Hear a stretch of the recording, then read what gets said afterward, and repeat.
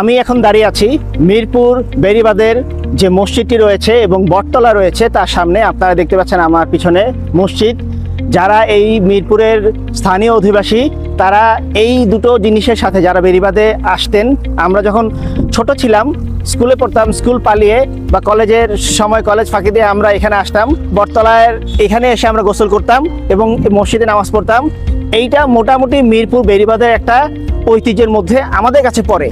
তো এটা একটা আমাদের কাছে একটা অনেক নস্টালজিয়া, একটা মেমোরি এবং স্মৃতি যারা মিরপুরিয়ান। এখানে দাঁড়িয়ে আছি, পাশের দিকে আমি খালি চোখে দেখতে পাচ্ছি আমাদের প্রজেক্টের প্রথম সাইনবোর্ডটি এই পাশ থেকে দেখা যাচ্ছে।